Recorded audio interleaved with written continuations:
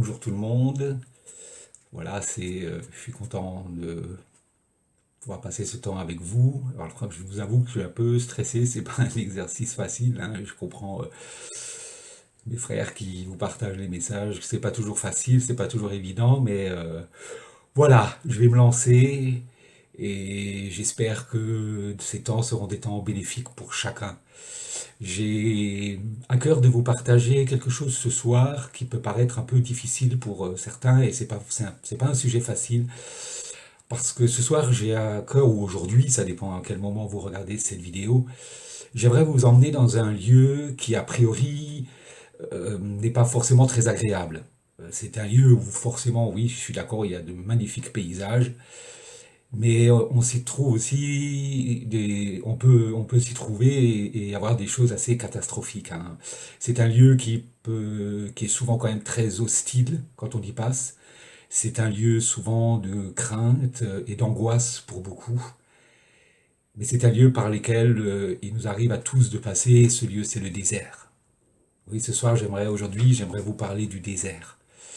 Ah, c'est pas forcément le lieu par lequel on a envie de passer, et pourtant, pour chacun d'entre nous, il nous arrive, et c'est peut-être le cas pour certains d'entre nous, pour toi ce soir ou pour toi aujourd'hui, bah de passer par ce temps de désert.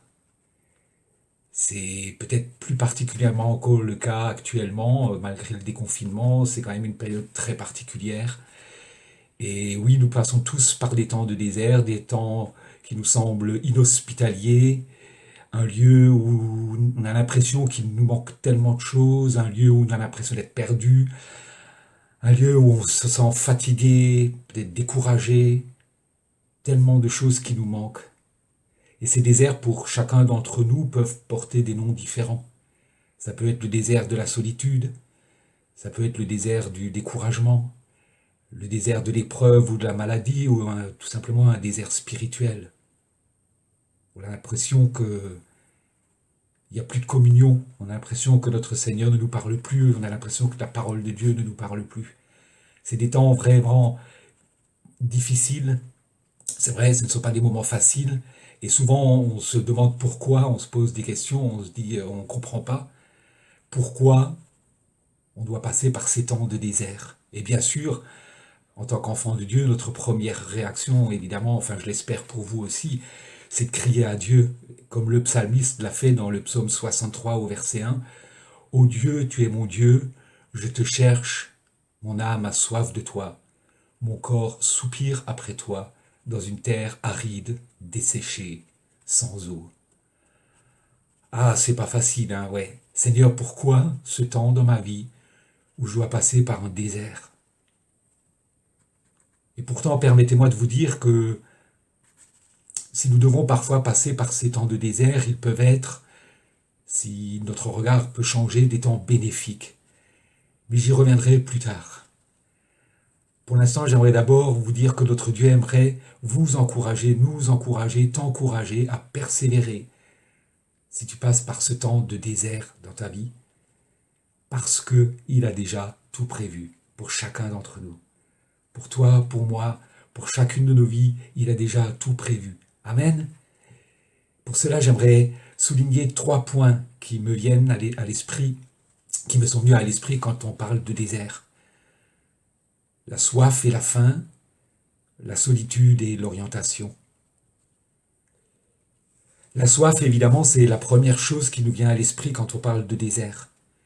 Et peut-être, dans ces temps particuliers que nous vivons chacun d'entre nous, a soif de quelque chose. Peut-être avons-nous l'impression que plus rien ne nous désaltère dans ces temps, qu'il nous manque ce rafraîchissement, qu'il nous manque, que nous avons cette soif que nous ne pouvons pas combler par quelque chose. Peut-être soif de communion fraternelle, soif de liberté, soif et faim de nourriture spirituelle, soif d'autre chose dans notre vie, soif d'autre chose. Et il peut arriver que dans ces moments, nous puissions avoir un relâchement dans notre vie spirituelle et de dire à quoi ça sert. De toute façon, j'arrive pas à être désaltéré, plus rien ne me désaltère, j'ai tellement soif, mais j'arrive pas.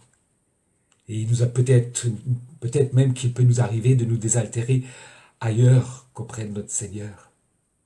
Et c'est là vraiment où j'aimerais vous dire que, et vous rappeler, simplement vous rappeler, c'est peut-être quelque chose de simple, mais que nous, enfants de Dieu, nous avons accès à une source inépuisable qu'il seul saura nous désaltérer, notre Seigneur lui-même. Amen. Il est le chemin, la vérité et la vie, mais il est aussi celui qui peut nous désaltérer dans notre désert. On peut le lire dans Jean 4, versets 13 et 14. Celui qui boit de cette eau aura encore soif, mais celui qui boira de l'eau que je lui donnerai n'aura jamais soif. Et l'eau que je lui donnerai deviendra en lui une source d'eau qui jaillira jusque dans la vie éternelle. Je ne sais pas vous, je ne sais pas toi, mais moi, j'ai vraiment ce désir de venir boire à la source de notre Seigneur.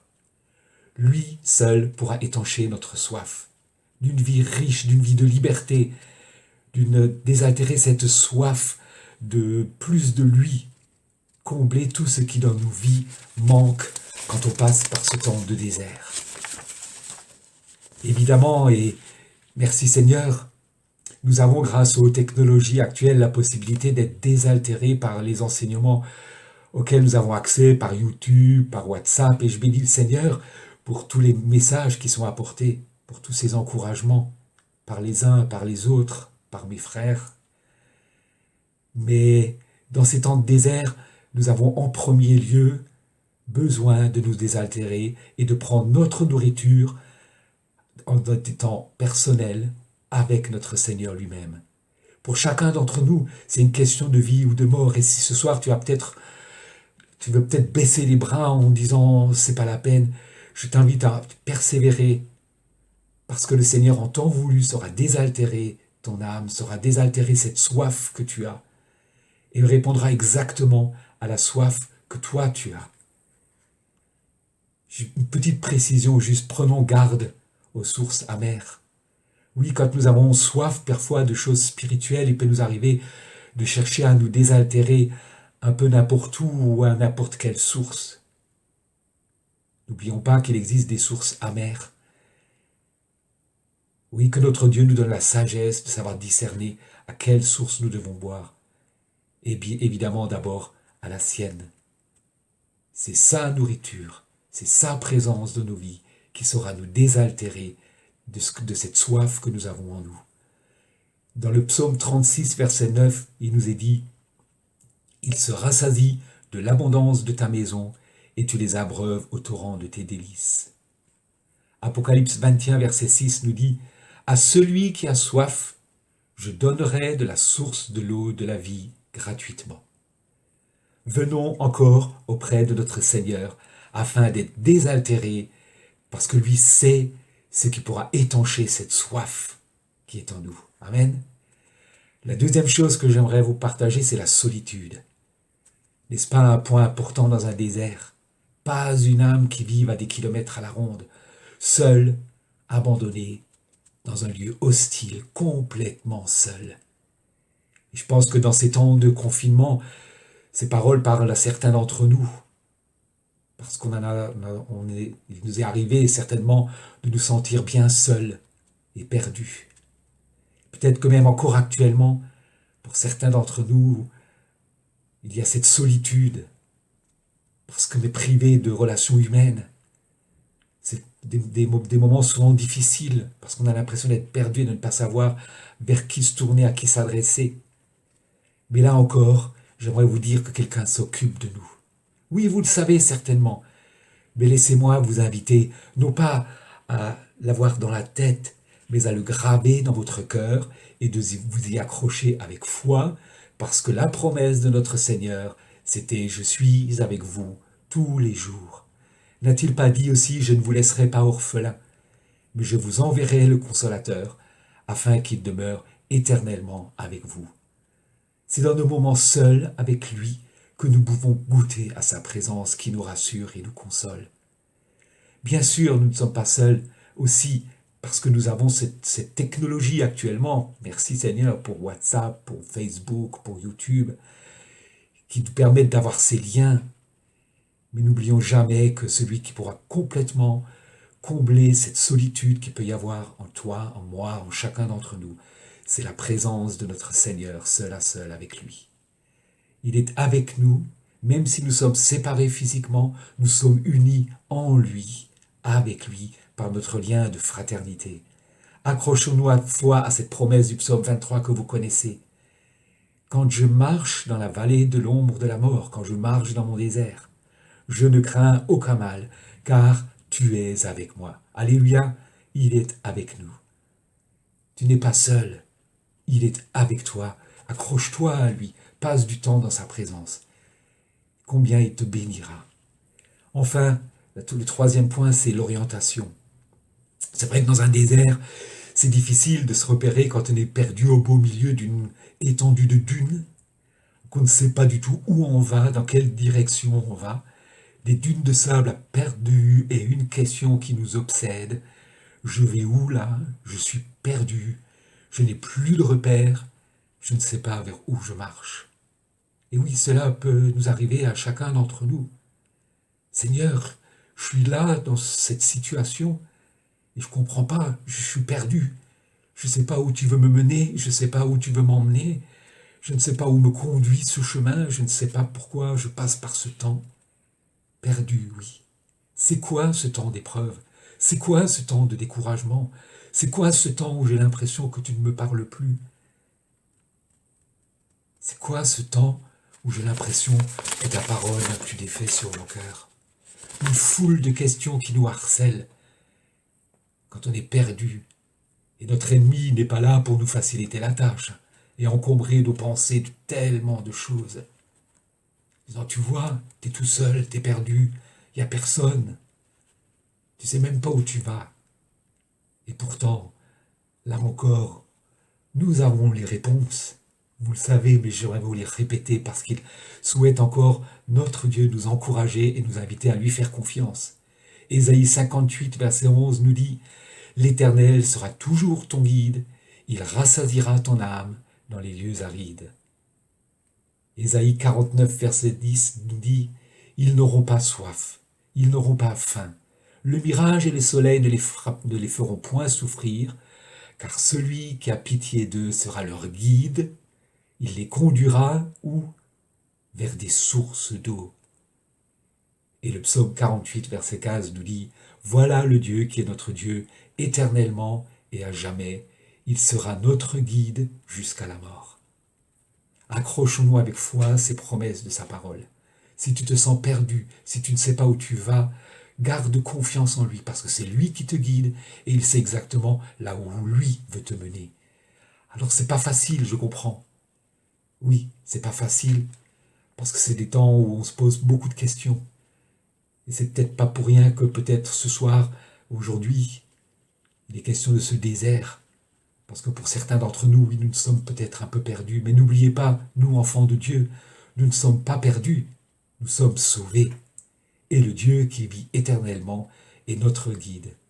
C'est ma prière pour vous ce soir, pour aujourd'hui, pour chacun d'entre vous, pour moi également, quel que puisse être notre désert, qui nous semble parfois tellement difficile, incompréhensible, hostile.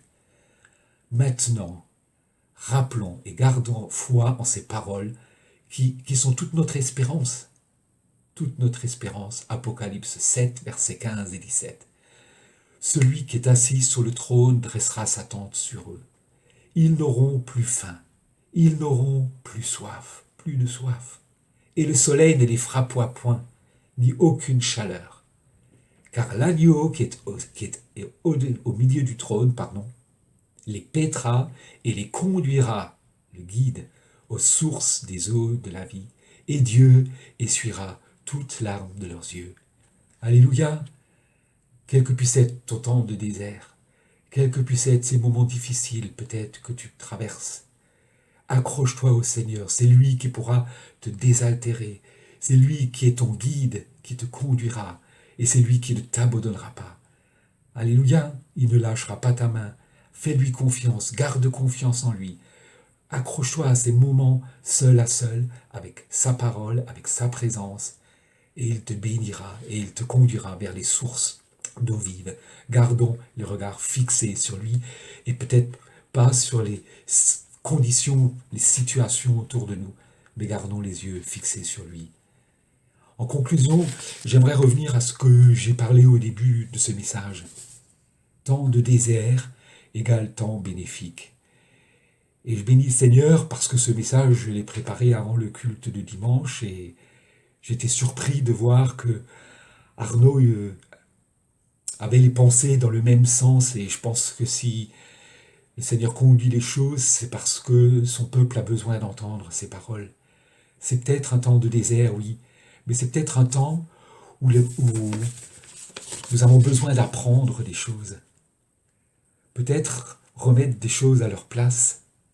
Peut-être réaliser ce qu'était notre vie jusqu'à maintenant et remettre peut-être les priorités là où elles doivent être. Oui, ces temps de désert peuvent peut-être parfois être des temps nécessaires pour nos vies, afin de changer peut-être des choses, afin de réfléchir à notre manière de faire d'avant et peut-être à changer les choses. C'est peut-être ce que le Seigneur désire pour nous. C'est peut-être changer nos regards sur ces temps difficiles que nous traversons et surtout avoir ce cœur disponible pour lui, pour que lui puisse nous parler. C'est peut-être des temps, voilà, où nous pouvons le laisser parler à notre cœur. Il le dit dans Osée 2, verset 16. C'est pourquoi, voici, je veux l'attirer et la conduire en désert, et je parlerai à son cœur. Ce sont des moments que parfois le Seigneur permet peut-être afin que nous soyons davantage disponibles pour lui. Vous remarquez que dans ce verset d'Osée, il est dit « Je veux l'attirer et la conduire ». Cela veut dire que pour parler à son cœur, c'est Dieu lui-même qui l'attire dans le désert, mais par contre, il ne la laisse pas seule parce qu'il la conduit. Alors ayons ce cœur disponible pour être à son écoute. Faisons taire toute autre voix que la sienne pour nous concentrer sur lui et savoir « Ok, Seigneur. Oui, Seigneur, je sais, je ne comprends pas. C'est des temps difficiles pour moi. Je ne comprends pas tout ce qui se passe. Que ce soit cette solitude, cette épreuve, cette maladie, ce découragement. Je ne comprends pas. Mais aide-moi simplement à avoir le cœur disponible pour toi. Pour que je puisse comprendre quelle est ta volonté pour ma vie. Et que je puisse sortir de ce désert en ayant compris encore des choses. Et en ayant peut-être changé des choses aussi dans notre vie. J'aimerais que vous puissiez regarder, et Arnaud en parlait justement aussi, à regarder à l'exemple de notre Seigneur dans les évangiles. Combien de fois qu'il est écrit qu'il se retirait à l'écart, dans un lieu désert, seul ou avec ses disciples, comme dans Marc 6, verset 32. Ils partirent donc dans une barque pour aller à l'écart dans un lieu désert. Marc 1, verset 35. Vers le matin, pendant qu'il faisait encore très sombre, il se leva et sortit pour aller dans un lieu désert où il pria. Et Luc 5, verset 16. Et lui se retirait dans les déserts et priait. Oui, c'est des moments difficiles. Ce sont des temps peut-être arides. C'est des temps peut-être par lesquels nous sommes obligés, peut-être de traverser, mais demandons au Seigneur de changer notre regard et de dire, ok, c'est vrai, ces temps de désert, c'est pas facile, c'est un lieu hostile, c'est un lieu où j'ai peut-être pas envie de passer. Seigneur, je comprends pas. Mais c'est toi seul qui as la réponse à tout. C'est toi seul qui pourra me désaltérer. C'est toi seul qui est mon guide. C'est toi seul qui saura exactement et tu sais où tu veux me mener. Et gardons en nous cette espérance de l'Apocalypse. C'est lui qui est notre guide et c'est lui qui nous conduira vers les sources d'eau vive et c'est lui qui essuiera toute larme de leurs yeux. C'est ma prière et que vraiment chacun d'entre vous puisse être encouragé si vous passez par des temps difficiles. N'oubliez pas qu'il est avec nous et qu'il restera toujours avec nous. Accrochons-nous à lui. Accrochons-nous avec foi et confiance en ses promesses. Lui ne nous lâchera pas, il ne lâchera pas notre main. Alléluia, soyez bénis, soyez encouragés, persévérez dans la communion avec votre Seigneur et votre Dieu. Soyez bénis, à bientôt. Salut tout le monde.